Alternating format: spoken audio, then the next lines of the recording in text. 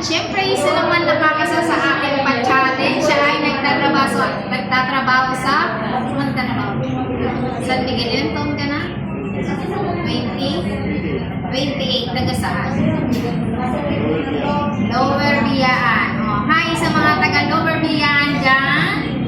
Okay, siya ang kakasa sa akin challenge. Ready ka na ba?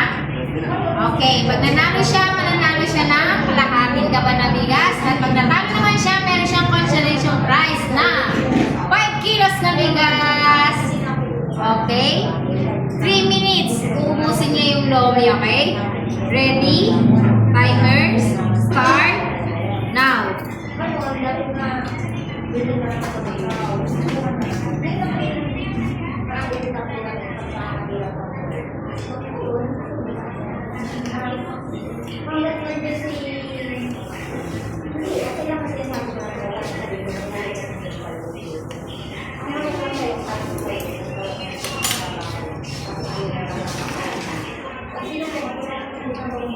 Okay, ang bigatin niya, iba yung strategy na isip niya. Pang malupitang strategy to. Siguro hindi mainit, no? Ay, mukhang mainit. Parang ang sakit eh.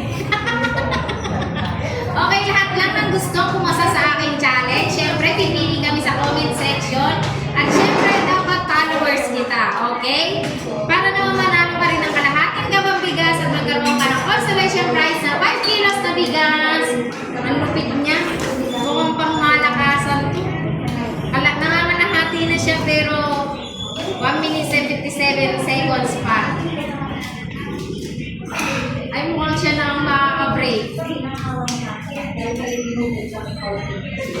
Ang lupit talaga ng pangmalakasan ng biyaan. Grabe! 1 minutes pa lang nakakalipas and 30 seconds para malapit niya